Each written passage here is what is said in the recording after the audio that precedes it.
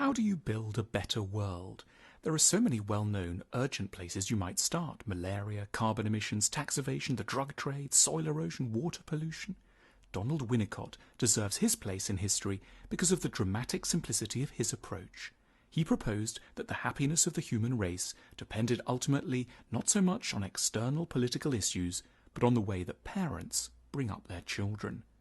Born in 1896, Winnicott was Britain's first medically trained child psychoanalyst. Although he had no children of his own, he played a crucial and devoted role in public education around child rearing, delivering some 600 talks on the BBC, tirelessly lecturing around the country, and authoring 15 books, among which the best-selling collection of essays, Home is Where We Start From. It was rather strange that Winnicott should even have been English, given that his country was notorious, then as now, for its lack of tenderness and its resistance to introspection. And yet, Winnicott's brand of psychoanalysis was, on closer inspection, peculiarly English.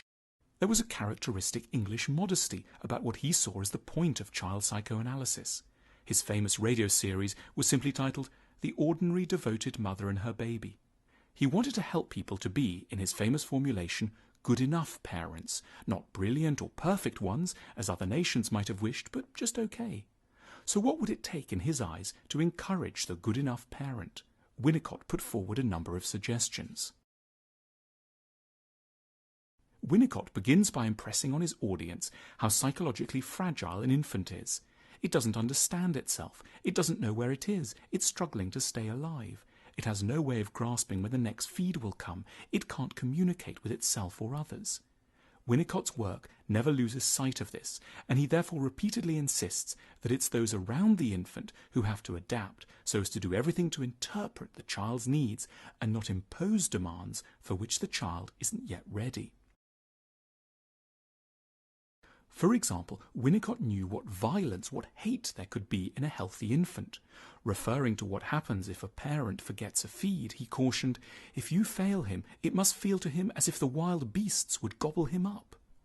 But though the infant might sometimes want to kill and destroy, it's vital for the parents to allow rage to expend itself, and for them not in any way to be threatened or moralistic about so-called bad behaviour. As he put it, if a baby cries in a state of rage, and yet the people around him remain calm and unhurt, this experience greatly strengthens his ability to see what he feels to be true is not necessarily real. Parents are delighted when infants and children follow their rules. Such children are called good. Winnicott was very scared of good children. He believed that they were the children of parents who couldn't tolerate too much bad behaviour and demanded compliance too early and too strictly. This would lead, in Winnicott's formulation, to the emergence of a false self, a persona that would be outwardly compliant, outwardly good, but was suppressing its vital instincts. In Winnicott's scheme, adults who can't be creative, who are somehow a little dead inside, are almost always the children of parents who've not been able to tolerate defiance. Parents who've made their offspring good way before their time, thereby killing their capacity to be properly good, properly generous and kind. Every failure of the environment forces a child to adapt prematurely. For example, if the parents are too chaotic, the child will quickly try to overthink the situation. Its rational faculties are overstimulated. It may, in later life, try to become an intellectual. A parent who is depressed might unwittingly force the child to be too cheerful, giving it no time to process its own melancholy feelings. Winnicott saw the dangers in a child who, in his words, has to look after mother's mood. Winnicott had a special hatred for people who were always jogging babies up and down on their knees, trying to produce a giggle. This was merely their way of warding off their own sadness by demanding laughter from a baby who might have very different things on its mind. The primordial act of parental health for Winnicott is simply to be able to tune out of oneself for a time in the name of empathizing with the ways and needs of a small, mysterious, beautiful, fragile person whose unique otherness must be acknowledged and respected in full measure. Many of the parents Winnicott saw were worn down by their work.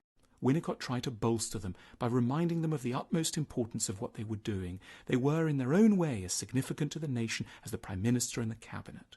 Winnicott called parenting the only real basis for a healthy society and the only factory for the democratic tendency in a country's social system. In his descriptions of what parents should do for their children, Winnicott was in effect referring to a term which he rarely mentioned directly: love. We often imagine love to be about a magical, intuitive connection with someone, but in Winnicott's writings we get a different picture. Love is about a surrender of the ego, a putting aside of one's own needs and assumptions for the sake of a close, attentive listening to another person whose mystery one respects, along with a commitment not to get offended, not to retaliate when something so-called bad emerges, as it often does when one's close to someone, particularly a child or even an adult. Since Winnicott's death, we've collectively grown a little better at parenting, but only a little. We may spend more time with our children. We know in theory that they matter a lot, but we're arguably still failing at the part Winnicott focused on: adaptation. We still routinely fail to suppress our own needs when we're with a child. We're still learning how to love our children. And that, Winnicott would argue, is why the world is still full of the walking wounded, people of outward success and respectability who are nevertheless not quite real inside and inflict their wounds and anger upon others. We've a way to go until we're fully good enough. It's a task, Winnicott would have insisted, that is in its own way as important as any other.